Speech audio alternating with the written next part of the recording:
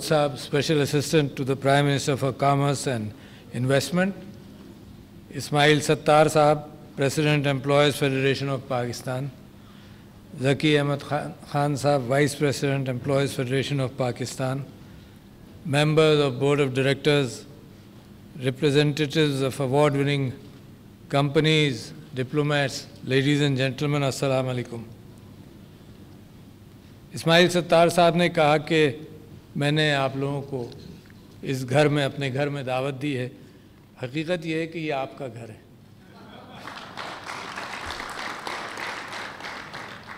और मुझे खुशी इस बात की है कि पाकिस्तान की जो बहुत डेस्परेट ज़रूरत थी उसको एक्सपोर्टर्स ने लब्बैक कहा और हुकूमत ने वो रास्ते बनाए जिसकी बुनियाद पर आपको खुलकर काम करने का मौका मिला। और हुकूमतों का यही काम है। हुकूमत ख़ुद बिज़नेस में जब जाती है तो नुकसान होता है। आपने देख लिया, पाकिस्तान स्टील मिल हो या जो भी हो, हर जगह नुकसान रहता है। मगर हुकूमत, इसका मकसद यही है कि वो एक पुलिस वाले की तरह जो ट्रैफिक का ज़िम्मेदार है, वो ऑर्गेनाइज करती है ट्रैफिक फ़्लो, सड़क बनाती है, रास्तों का तयन करती है और फिर मौका देती है कि उसकी कौम के लोग भाग भाग कर वो सफ़र तय करें।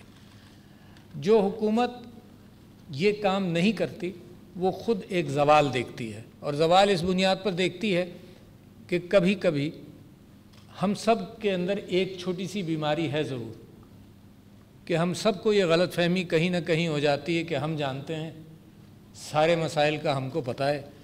और ये बीमारी हुकूमत की ब्यूरोक्रेसी में ज़्यादा होती है। तो लाज़ अब सारे मसाइल का उनको पता है, उनसे मशवरा करने की ज़रूरत ही नहीं है आपसे। मगर इस हुकूमत ने एक बहुत अच्छा काम ये किया और मैं तारीफ़ करना चाहता हूँ अब्दुल रज़ाक दाऊद साहब की कि इस मामले में उनने बेहतरीन अंदाज से मार्केट में गए, लोगों से मशवरा किया। और पहले 6 महीने तो बहुत ही ख़राब थे। जहाँ जाते थे वहाँ लोग शिकायतें करते थे। मगर नतीजा ये हुआ कि हुकूमत ने आप सब के मशवरे एब्ज़ॉर्ब किए और एक जिसको अंग्रेज़ी में कहते हैं पैराडाइम शिफ्ट ली, क्योंकि जिस डायरेक्शन में हुकूमत जा रही थी उसमें हमारा प्रोड्यूसर नॉन कम्पिटिटिव हो गया था। हमारा प्रोड्यूसर, मैं इस वजह से कह रहा हूँ कि एक्सपोर्ट तो बात की बात है ना, पहले हमारी इंडस्ट्री चले, हमारा अपने वसाइल के एतबार से हम लोगों की ज़रूरियात को पूरा करें। और तिजारत, क्योंकि ये एक दुनिया बन गई है जिसको वन वर्ल्ड कहते हैं, एक दुनिया बन गई है, फिर तिजारत, खुलकर तिजारत करें। पाकिस्तान की बड़ी सख्त ज़रूरत बनती जा रही थी कि हमारे अपना इस्तेमाल अशिया का बढ़ता चला जा रहा था और एक उसके साथ साथ क्योंकि तेल भी हम अपने मुल्क में लाते हैं, बरामद करते हैं, तो उसका वॉल्यूम भी बढ़ता चला जाता है। और उसके साथ साथ अपनी कंज्यूमर गुड्स भी जब हम सारी बाहर के ऊपर भरोसा करते हैं और कंजम्पशन ओरिएंटेड मईशत हम अपनी पैदा बना लेते हैं, तो नतीजा ये होता है कि फिर इंपोर्ट करते जाओ और खाते जाओ। मगर पैसा इंपोर्ट का ज़र मुबादला के एतबार से कहाँ आता है? वहाँ आप एक्सपोर्टर्स आते हैं। आप अपना काम भी करते हैं, अपनी तिजारत भी करते हैं, अपना प्रोडक्शन भी करते हैं और बाहर भेजते हैं ताकि पाकिस्तान अपने मुल्क के अंदर जो चीज़ें लाना चाहे वो आसानी से ला सके। अच्छा, मगर ये तो मैं बड़ा एक्सपर्ट तो नहीं हूँ इस मामले में, मगर मैं आपके साथ एक और भी गुफ्तगू करना चाहता हूँ एक्सपोर्ट के सिलसिले में। अब्दुल रज़ाक दाऊद साहब, हैट्स ऑफ टू यू जनाब, आपने जिस अंदाज से ये काम किया है, you deserve a lot of credit, है ना। दिन रात एक करके आपने ये काम किया। मगर मुल्क का एक और डायरेक्शन भी है जिसका आप जैसे ओपिनियन मेकर्स, आप जैसे अहम लोग माशरे के, उनके साथ ये डिस्कशन होना चाहिए। ये हुकूमत जब आई तो बहुत चीज़ें ख़राब थी। यानी हमें यह ख्याल हो रहा था जैसे एक्सपोर्ट और इंपोर्ट का हाल था कि हम इस्तेमाल ज़्यादा करते थे और बनाते कम थे। तो लिहाजा एक काम प्राइम मिनिस्टर साहब ने शुरू किया, वो था किफ़ायत का, ऑस्टेरिटी। अच्छा, लोगों ने कहा क्या काम कर रहे हैं, क्या कर, कितना बच जाएगा इससे? बजट तो नहीं बनता इससे जो आप किफ़ायत कर रहे हैं। मगर वो एक स्पिरिट की बात है, वो एक जज्बे की बात है जो हर एक के अंदर जाना चाहिए। प्राइम मिनिस्टर ने अपने ऊपर किफ़ायत की, इस प्रेसिडेंसी ने अपने ऊपर किफ़ायत की, इस प्रेसिडेंसी ने और प्राइम मिनिस्टर साहब ने बाहर जब गए तो भी होटल के बजाय जनाब एम्बेसडर के घर पर रहे। ये सिर्फ ये दिखाना था कि हमने बेल्ट टाइटनिंग करनी है। अच्छा, ये हो नहीं सकता कि प्रेसिडेंट और प्राइम मिनिस्टर बेल्ट टाइटनिंग ना करे और कौम से कहे तुम बेल्ट टाइटनिंग करो। सारे मुश्किल काम जो हैं वो कौम पर और गरीबों पर लाद दिए जाएं और ख़ुद आप मज़े से बैठे रहिए, बने रहिए, इधर उधर सफ़र करते रहिए और घूमते रहिए और पैसे खर्च करते रहिए। तो वो एक मैसेज था ऑस्टेरिटी का, बहुत अहम बात आपसे कर रहा हूँ। वो मैसेज कौमें जो ऑस्टेरिटी और अपने जितनी आपने बचपन से सुना होगा मक़ूला कि जितनी चादर उतने पैर फैलाओ, अगर ये हम इनफरादी तौर पर सीखते हैं तो ये कौम की बुनियाद पर भी सीखना पड़ता है। दूसरी बात ये कि इस हुकूमत को ज़िद थी बेईमानी के ख़िलाफ़, करप्शन के ख़िलाफ़। ये ज़िद की हद तक बात है, ये मैं आपको आज भी बता रहा हूँ। प्राइम मिनिस्टर साहब इसको एक्सेप्ट करेंगे ही नहीं। और मेरी जमात जब तक थी, अब मैं प्रेसिडेंसी में आ गया तो जमात लेस हूँ मैं, मगर ये कि प्राइम मिनिस्टर साहब को इस बात की भी ज़िद थी कि जिन लोगों ने मुल्क को लूट मार कर खाया उनके लिए अब मैदान भी बंद करना है, उनसे हिसाब भी लेना है और एक कौम का डायरेक्शन तय करना है कि चोरी और करप्शन का ज़माना ख़त्म। अच्छा, मगर लोग ये कहते हैं कि जी नीचे तो अभी चल रहा है। तो मैं समझता हूँ कि देखो, जहाँ करप्शन माशरे में कभी ख़त्म नहीं होता, किसी माशरे में, मेरे नबी सल्लल्लाहु अलैहि वसल्लम के माशरे में भी करप्शन नहीं ख़त्म हुआ। सज़ाएँ मिलती रहीं, कम हो गया, बहुत कम हो गया, सज़ाएँ मिलती रहीं हैं। मगर जिन माशरों में करप्शन कम है उन माशरों में कौम तरक्की करती है। जिन माशरों में करप्शन ज़्यादा है, आप अफ्रीका के बड़े अच्छे ममालिक देख लिए जहाँ तेल बहुत था, नाइजीरिया मिसाल के तौर पर, दुनिया के बड़े अच्छे ममालिक देख लिए, बड़े ज़खायर थे, मगर ये कि जब बेईमान क़यादत हो तो नतीजा ये होता है कि मुल्क नीचे जाता है, क़यादत अपने पैसे बाहर जमा करती रहती है। तो दूसरा इशू इस हुकूमत ने पकड़ा, करप्शन। अच्छा, उससे आपका क्या ताल्लुक़ है? आपका तो बहुत बड़ा ताल्लुक़ है, क्योंकि आप जब फिगर नहीं करेंगे कि आपके एक्सपेंसेस कितने होंगे, करप्शन को कितना देंगे, 5% देंगे, 10 देंगे, कोई मिनिस्टर आ जाए वो इतना मुंह फाड़ कर बात करे कि आपका इन्वेस्टमेंट किसी काम का ना रहे, और ऐसा हुआ है, तो लिहाजा एक अनसर्टेनिटी बिजनेस में आ जाती है, जो बिजनेस फिर चलते नहीं। फिर अचानक कामयाब बिजनेसेस के अंदर भी जब मुंह फाड़ कर आते हैं, तो आपने कराची के अंदर एक बल्दिया फैक्ट्री फायर भी देखा। तो ये सारा माशरा ज़िल्लत की तरफ जाता है जब करप्शन जैसा अंसर उसके अंदर होता है। तीसरी बड़ी बात, ये मैं आपसे बात कर रहा हूँ कि ब्रॉडर स्पेक्ट्रम देखें, जिसके अंदर एक्सपोर्ट्स पनपती हैं और जिसके अंदर बिजनेस पनपते हैं। तीसरा बहुत बड़ा अंसर था कंपैशन का। अच्छा, कोई माशरा सिर्फ मैथमेटिक्स की बुनियाद पर, स्टेटिक्स की बुनियाद पर नहीं चलता, कंपैशन जब तक ना हो। और एक बहुत बड़ी आजमाइश, इस सारी एक्सरसाइज के बीच में एक आजमाइश और आ गई। जब समझ में आ रहा था कि जनाब we might be taking off, वो कोविड आ गया बीच में। अच्छा, और कोविड के अंदर मैं आपको इसलिए मिसाल देना चाहता हूँ कि दुनिया के अंदर अगर पाकिस्तान कुछ फ़ैसले करता है और दुनिया फ़ैसले करती है, तो जिन चीज़ों के अंदर इंफॉर्मेशन बेस मुख्तलिफ है, यानी इंफॉर्मेशन बेस का क्या मतलब, इंफॉर्मेशन का बेस का मतलब ये कि जिन ममालिक के अंदर तालीम है और इंफॉर्मेशन बहुत है, उनके फ़ैसले यकीनन इंफॉर्मेशन बेस की बुनियाद पर बेहतर होंगे। जहाँ जहालत हो, अनपढ़ लोग हों, वहाँ इंफॉर्मेशन बेस कमज़ोर होता है। मगर जहाँ इंटेलेक्ट की बात आ जाए तो पाकिस्तान का एक आदमी, उसका दिमाग दुनिया के किसी आदमी से कमज़ोर नहीं है। तय है ना बात। ये तो इन्फॉर्मेशन बेस में फ़र्क हो जाएगा कि जी कोई हार्वर्ड से पढ़कर आया, कोई कहीं से पढ़कर आया, अदरवाइज़ हम सब बराबर हैं अपने इंटेलेक्चुअल पावर्स के। जब कोविड आया तो प्राइम मिनिस्टर साहब ने पहला फ़ैसला ये किया, और जिसके अंदर हम सब लोगों को, बहुत सारे लोगों को इत्तेफाक नहीं था। प्राइम मिनिस्टर साहब ने पहला फ़ैसला इस बुनियाद पर नहीं किया कि कोविड है, या इस बुनियाद पर नहीं किया कि एक्सपर्ट क्या कह रहे हैं। पहला फ़ैसला ये किया कि हम अफोर्ड नहीं कर सकते कि हमारा गरीब आदमी और मुश्किलात में फंसे।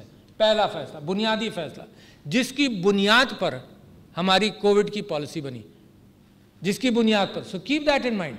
It's not only statistics and mathematics की जिन बुनियाद पर रैशनल डिसीजन मेकिंग होती है, इंसानी जज्बात, इंसानी मोहब्बत, इंसानी हमदर्दी। अगर आपने पूरी कौम को अपने साथ लेकर चलना है तो पूरी कौम के अंदर सिर्फ इंडस्ट्रियलिस्ट नहीं है, पूरी कौम के अंदर वो गरीब आदमी भी है, वो मजदूर भी है जो नौकरी पर जाएगा। तो प्राइम मिनिस्टर साहब ने कंपैशन पर एक लाइन खींच दी कि जी ये टोटल लॉकडाउन नहीं होगा। उसके बाद जो भी लोग कहते रहे, डॉक्टर्स कहते रहे, हमको कहते रहे, मुझे बुरा भला कहते रहे कि जी मरवा दिया तुमने मस्जिदें खुलवा कर, हैं तुम कौन से मुसलमान हो, हरमैन शरीफैन बंद है, पाकिस्तान की मस्जिदें खुली हुई हैं। तो लोग, और ये कि जी तुमने मस्जिदें खुलवाई हैं, मुझे मैसेजेस आते थे मेरे दोस्त डॉक्टरों के कि अल्लाह के यहाँ तुम्हें जवाब देना पड़ेगा, जब लोग यहाँ मर रहे होंगे सड़कों पर, वहाँ तुम्हारी मिजाज पुरसी होगी। और हुआ यही कि हमारे यहाँ मामलात अल्लाह ने बरकत डाली, इस कंपैशन की बुनियाद पर मसाजिद हमने खुली रखी, हमने डेटाबेस और साइंटिफिक इनपुट लिया स्मार्ट लॉकडाउन के लिए। तो मैं आपसे ये कह रहा हूँ कि आपके पड़ोस में जहाँ हमारा जेनेटिक्स तकरीबन वही है जो हिंदुस्तान की है, उसमें और आप में फैसलों का फ़र्क था, इंटेलेक्चुअल डिफरेंस था। आपने क्या डिसाइड किया, अल्लाह की बरकत, अल्लाह की शान, ये तो हर चीज़ में होगी। एक्सपोर्ट आपकी बढ़ गई ना, तो हम पहले अल्लाह का शुक्र अदा करते हैं, फिर कहते हैं जी रज़ाक दाऊद साहब ने भी मेहनत की, आप लोगों ने भी मेहनत की। तो बेस लाइन तो अल्लाह का शुक्र है, मगर उसके बाद जो ड्राइवर्स हैं उनको आइडेंटिफाई करें। ड्राइवर आपका कंपैशन था, ड्राइवर आपका स्मार्ट लॉकडाउन था, ड्राइवर आपने मस्जिदें खुली रखी, ड्राइवर आपका उलमा थे। आप इमेजिन कीजिए कितना पैराडाइम शिफ्ट उलमा ने लिया, जिसके अंदर मौलवी साहब ये कहें कि 60 से उम्र के ज़्यादा के लोग मस्जिद मत आना, पैराडाइम शिफ्ट है ये, कि मस्जिद से डिस्करेज किया उन्होंने, पैराडाइम शिफ्ट है बहुत बड़ी। फिर उन्होंने कहा फासलों के साथ नमाज पढ़ो। हम सारी उम्र 1400 साल कहते रहे कंधे से कंधा मिलाओ। ज़रूरत के एतबार से ये है कौमी यकजहती के फैसले के अंदर इकट्ठा होकर किया, गरीब की फ़िक्र की, इंडस्ट्रीज़ की फ़िक्र की, सब की फ़िक्र करके आपने एक बहुत बड़ा काम कोविड में करके दिखाया। और ये वो काम है, इस वजह से मैं कहता हूँ कि मुस्तकबिल मेरे मुल्क का बहुत अच्छा नज़र आता है, इस वजह से कि इंटेलेक्चुअली हम सब बराबर, और जब इंटेलेक्ट की बात आ जाएगी तो मेरा मुल्क का आदमी भी बेहतरीन फ़ैसले करेगा। जहाँ रिसोर्सेज की बात आती है वो हम एक्वायर करेंगे इंशाअल्लाह। वो वक्त आ रहा है जिस तरह से आप ये सारी बातें करके रिसोर्सेज को इकट्ठा कर रहे हैं। आप ही ने ईज़ ऑफ डूइंग बिजनेस बेहतर किया, मशवरा मुसलसल हर फोरम के अंदर, हर जगह पर चैम्बर्स के साथ मशवरा किया। इंटरैक्टिव रही ये हुकूमत, पिछली हुकूमतों के मुकाबले में ज़्यादा इंटरैक्टिव रही। तो नतीजा ये हुआ कि अच्छे मशवरे मिलते गए और उस पर काम हुआ। मैं समझता हूँ लुक अफ्रीका पॉलिसी बेहतरीन, मुझे सब लोगों ने रिकमेंड किया, अब्दुल रज़ाक दाऊद साहब ने भी रिकमेंड किया। मैंने किसी मुल्क में जाना था अफ्रीका में, भूल रहा हूँ ना, जिस दिन मैं जा रहा था 25 मार्च को, कोई है जो मुझे गाइड कर दे कहाँ जा रहा था, मैं भूल गया। अब वक्त के साथ साथ याददाश्त भी कमज़ोर हो जाती है। खैर हैं, नाइजर जा रहा था। अच्छा हुआ क्या कि 23 मार्च हमने सेलिब्रेट किया, बहुत दिनों बाद, कोविड में एक साल हमने नहीं किया था। 25 मार्च को यहाँ हमने बहुत सारे अवार्ड्स बांटे। तो 26 मार्च को, मैंने शायद 28 को जाना था, 26 मार्च को मुझे तेज़ बुखार चढ़ गया। तो मैंने डॉक्टर साहब से कहा कि तेज़ बुखार है, बदन में दर्द है, कोविड हो गया है। उन्होंने कहा नहीं आपको तो परसों जाना है। तो मैंने कहा कि जाना तो है, और मेरे सब साथियों ने जो मेरे साथ एस्कॉर्ट करते हैं उन्होंने ये प्लान बनाया था कि रीफ्यूलिंग करेंगे हम जद्दा में तो उम्रा भी हो जाएगा, उसके बाद नाइजर जाएंगे, फिर वापसी में भी यही होगा। तो अब मेरे ज़मीर पर यह भी सवार था कि मैं कोविड लेकर बैठ गया हूँ, इनका उम्रा भी चला जाएगा और दूसरे मुल्क में जाऊँगा। तो बाहर सूरत नेगेटिव आ गया, टेस्ट भी नेगेटिव आया, दूसरे दिन भी नेगेटिव आया। मैंने कहा कि नहीं जी मेरी समझ में नहीं आ रहा, मुझे कोविड है। तो रात को बिफोर आई टेस्टेड पॉजिटिव, मैंने कहा कि भाई कैंसिल कर दो, क्योंकि अगर कोविड है तो कितने अफसोस की बात है कि दूसरे मुल्क भी आप चले गए हैं, आप रुक नहीं सके। तो लुक अफ्रीका का पहला सुतून जो है, जो मैंने लेट करना था, तो मैं माजरत ख्वाह हूँ कि कोविड की वजह से फिर दूसरे दिन मैंने कैंसिल कर दिया। उसके बाद मेरा रिज़ल्ट पॉजिटिव आ गया। तो look Africa is a unique situation जिसके अंदर हमें, मैं समझता हूँ, अपनी एम्बसीज बढ़ानी है, अपने ताल्लुकात बढ़ाने हैं, और उसके साथ साथ हमें एक्सपोर्ट्स भी वहाँ की बढ़ानी है। मगर एक चीज़ आपके सामने और जिक्र करूँ, देखिए आप भी, जैसे मैंने आपको कहा, अल्लाह ताला कामयाबी देता है जब डाउन ट्रॉडन सेक्टर्स की भी आप फिक्र करते हैं, और आप लोगों ने फिक्र की। कोविड के अंदर अगर हुकूमत ने 200 अरब रुपया नीचे दिया तो हर एक जो यहाँ पे बैठा है सब ने काम किया, सब ने खैरात की, सब ने एहतमाम किया अपने वर्कर्स के साथ, सड़कों पर हर जगह आप लोगों ने भी एहतमाम किया। पाकिस्तान, मुझे फ़ख्र है कि एक मुखय्यर मुल्क है, बहुत मुखय्यर मुल्क है, और अल्लाह की बरकतें इसी हवाले से आती हैं। लोगों की समझ में नहीं आता था कि यार इतनी चोरी, इतनी बेईमानी के बाद भी मुल्क चलता रहता है, तो मेरे ख्याल से उसका जो बेसिक इंफ्रास्ट्रक्चर था, जिसके अंदर ईमानदारी का एक अंसर था, जिसमें ईदी साहब जैसे बड़े जायंट्स हमने पैदा किए, तो उस मुल्क के ऊपर अल्लाह को रहम आता रहा। तो लिहाजा मैं समझता हूँ उसमें आप सब लोगों ने कंट्रीब्यूशन किया। मगर अब भी जहन में रखिए, देखिए अगर चाइना ने तरक्की की तो वो पावर्टी एलिविएशन बहुत बड़ा अंसर था, पूरी कौम को उठाया। हम इस वक्त रज़ाक दाऊद साहब की तो काम ये है कि एक्सपोर्टर्स को इनकरेज करें कि आप करें, और किस वजह से आप एम्प्लॉयमेंट देंगे, आप लोगों को नौकरियां देते हैं, आप लोगों की फ़िक्र करते हैं, इंडस्ट्री चलती रहती है, तो एक बहुत बड़ा साइकिल आप चलाते रहते हैं। मगर पावर्टी एलिविएशन का मतलब ये है कि बहुत सारे लोग जो यहाँ तक नहीं पहुँचे, तालीम के फुकदान की वजह से नहीं पहुँचे, जिस वजह से भी नहीं पहुँचे, तो बहुत एहतमाम हमें, जिसको कहते हैं कि एमरजेंसी मेजर करने चाहिए। अच्छा, एमरजेंसी मेजर्स के अंदर एहसास प्रोग्राम आ गया। एमरजेंसी मेजर्स के अंदर प्राइम मिनिस्टर साहब ने एक काम शुरू किया कि औरतों की एंटरप्रेन्योरशिप लोन्स हों, और मैं आपको ये बता दूं कि लोन ज़्यादा हैं, औरतें कम पहुंची हैं। तो लिहाजा एक एक्सरसाइज मैं कर रहा हूं कि जिसके अंदर उन मामलात को सिंपल बनाना चाहता हूं, और मैंने इस मामले में मैंने अपनी बीवी से कहा कि तुम यहाँ किसी बैंक में जाओ और लोन के लिए अप्लाई करो, पता तो चले ना कि कितना मुश्किल है और बैंक कितना इनकरेज करता है, डिस्करेज करता है। तो पता ये चला कि इतना मुश्किल है कि वो फॉर्म अगर लोन के लिए मैं अप्लाई करूं तो मेरे लिए भी मुश्किल है, मुझे भी मदद लेनी पड़ेगी। और हमने बिल्कुल ये कैफियत है इस वक्त इस हुकूमत की कि poverty alleviation, promotion of women entrepreneurship, disabled लोगों के लिए लोन्स, ये सब पहली मंजिल पर पैसा है, निचली मंजिल पर इत्तला मिली है, मगर सीढ़ियों का पता नहीं चल रहा लोगों को। तो लिहाजा आप लोगों से दरख्वास्त करता हूँ कि इसकी भी जिम्मेदारी लें, है ना, कि यानी औरतों को आप बिजनेस में इनकरेज करें, क्योंकि कौम उठेगी पूरी, ये आपके बलबूते पर नहीं उठेगी अकेली, ये तो मालूम है ना आपको, अकेले आप नहीं उठा सकते हैं। आपका उठाना बेइंतहा ज़रूरी था कि माशरे का मईशत का साइकिल रवा हो, और जब मईशत का साइकिल रवा हो तो फिर साथ साथ तबक़ात को, सारे तबक़ात को आपको उठाना है। तो इसी तरह से जनाब बैंक्स के लोन की कैफियत है, इसी तरह से small and medium enterprises loans, इसी तरह से इंस्टीट्यूशंस, इसी तरह से अखुवत, ये सब को हमने मोबिलाइज़ किए रखना है, क्योंकि द फंड्स हुकूमत ने अवेलेबल कर दिए हैं, लोगों तक इस बात को पहुँचना। आप अपने एम्प्लॉयमेंट में औरतों को एम्प्लॉय करें, women employment is very important in your industries, make sure, कोशिश करें, ठीक है जी। इसी तरह से डिसेबल्ड अफराद को स्किल सेट्स दिलवाएं, उनको भी आप एम्प्लॉय करें। देखो आप इस हमदर्दी के साथ उठाएंगे तो इंशाअल्लाह बरकत भी उसके साथ साथ आपके पीछे आएगी। अब्दुल रज़ाक दाऊद साहब ने ये बात की कि उज़्बेकिस्तान डेलीगेशन भी आप लेकर जा रहे हैं। पिछले दिनों ताजिकिस्तान के सदर तशरीफ़ लाए थे, और मैं आपको बता नहीं सकता उज़्बेकिस्तान और ताजिकिस्तान इतने शौक़ से इस बात को देख रहे हैं कि वो अपनी एक्सपोर्ट्स जो हैं और इंपोर्ट्स जो हैं वो पाकिस्तान के ज़रिए करें। उनकी डेस्परेट नीड है। यानी उन्होंने मुझको कहा, ताजिकिस्तान के सदर ने कहा कि जी मुझे, तुम यहाँ से इस्लामाबाद से कराची कितनी देर में जाते हो? मैंने कहा 1.5 घंटा, 2.25 घंटे, कभी 2-2.5 घंटे भी लगते हैं। तो वो कहने लगे कि मुझे 1 घंटा 10 मिनट लगे टू कम टू इस्लामाबाद, 1 घंटा 10 मिनट, तो डिस्टेंस भी शॉर्ट है।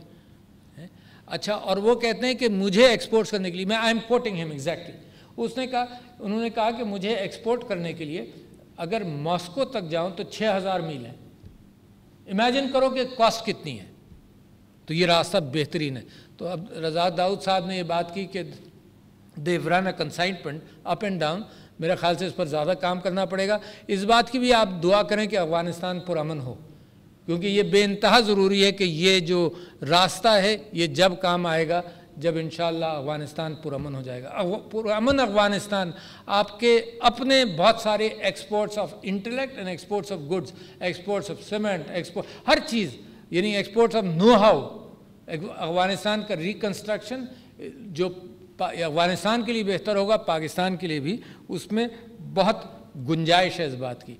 पिछले दिनों यहीं इसी फोरम में मैं आपको जिक्र कर रहा हूँ कि गवर्नमेंट के अंदर कोऑपरेशन का कितनी अच्छी मिसाल आपको दूँ कि अमेज़ॉन का मामला जब खुला, which is value added, Amazon का जब मामला खुला तो मैंने यही मीटिंग की। जो अमेज़ॉन के एमर्जिंग एक्सपोर्टर्स हैं जो अपने आप को रजिस्टर कर रहे हैं, जो कंपनी जो रजिस्टर करवा रही हैं, और मैंने 4-5, मैं अब्दुल रज़ाक दाऊद साहब का मशकूर हूँ कि मैं हर जगह ये कोशिश करता रहता हूँ कि जो स्टेक होल्डर्स हैं उनकी गवर्नमेंट के इदारों के साथ मुलाकात हो।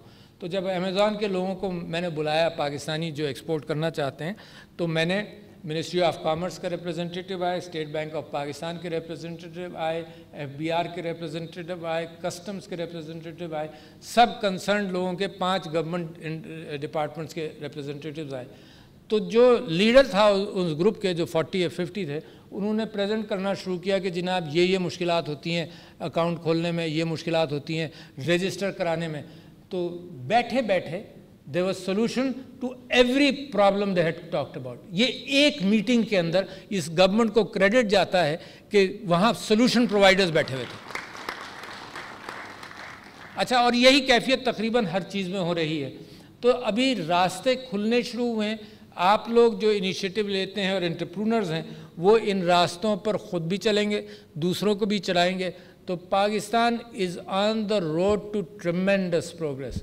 मैं अपनी बात को इख्तिताम इस बात पर करता हूँ कि मैं हमेशा अल्लाह ताला से दुआ करता रहा हूँ हर नमाज के बाद भी, पाकिस्तान को ताकतवर मुल्क बना दे। मुझे लगता ये है कि इंटेलेक्ट का जो IT सेक्टर में भी एक्सपोर्ट को बहुत इम्कान है, भूलिएगा नहीं, and you must invest in that sector. मैं ये कहता हूँ कि जब वो ज़माना आ रहा है जिसमें शायद इंटेलेक्ट की बड़ी अहमियत हो, और आपने IT के अंदर देख लिया है, ये कोविड के दौरान देख लिया है कि इंटेलेक्ट ने सरपास किया है ब्रिक एंड मॉर्टर गुड्स को, बहुत अच्छी तरह से सरपास किया है। तो लिहाजा दैट टाइम इज़ कमिंग। तो मैं अल्लाह ताला से दुआ करता हूँ कि पाकिस्तान को तरक्की याफ्ता और ताकतवर मुल्क बना दे। अच्छा, और अब मैंने ये बात कि मुझे यकीन है कि अब मामलात इंटेलेक्ट पर जब आ जाएंगे तो मैंने अल्लाह से ये भी दुआ में इजाफ़ा कर दिया कि ये पाकिस्तान को ताकतवर तरीन मुल्क बना दे मेरी ज़िंदगी के अंदर। बहुत शुक्रिया ladies and gentleman, congratulations to all the exporters, thank you very much, you done a tremendous job, keep on doing it. अपनी रोज़ी भी कमाओगे, मुल्क के लिए भी कुछ होगा, नौकरी भी दोगे, इससे अच्छा कोई धंधा है नहीं। अस्सलाम वालेकुम।